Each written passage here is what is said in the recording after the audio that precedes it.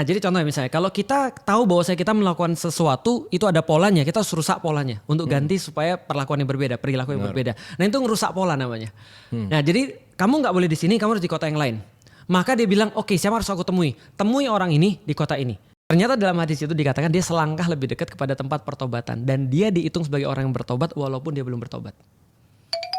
Artinya proses lebih penting. 14 hari. Iya. Jadi proses itu sangat penting sekali dan itu worth bagiku. Aku nggak lihat ujungnya, tapi yang dilihat adalah prosesnya. Aku kepikiran tentang kata-kata Imam Syafi'i. Dia bilang popularitas itu adalah sebuah kehancuran, sebuah kebinasaan. Popularitas adalah Apalagi bagi aku. Karena aku ini kan adalah orang yang mengklaim bahwa aku kan mendakwahkan Islam. Iya. Tapi pertanyaan yang selalu aku pertanyakan pada diri sendiri, aku mendakwahkan Islam, atau aku mendakwahkan diriku sendiri? Aku mengenalkan Allah atau aku mengenalkan diriku sendiri? Tapi kalau misalnya dengan mengenalkan diri sendiri, mengenalkan tentang Allah, masih boleh dong? Selama antum bisa menjaga itu tetap menjadi tujuan, itu adalah urusan antum pribadi dan orang lain gak boleh untuk menjudge antum. Artinya contoh kayak gini ya, kita balik lagi pada bisnis tadi ya. Orang lain gak boleh menjudge bahwa ini Raymond memvalidasi dirinya sendiri. Atau Raymond ini membuat cult. Enggak, itu urusan diri antum dengan Allah. Itulah namanya hati. Dan kita gak boleh menjudge hati orang. Yang kita boleh judge adalah hati kita sendiri.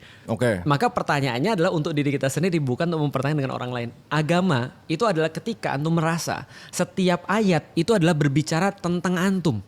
Oke. Bukan tentang orang lain. Nah pertanyaan sekarang kita lebih suka menilai orang lain atau menilai diri sendiri? Harusnya cepet. Oke. Gimana cara Nabi Muhammad sukses dalam berbisnis?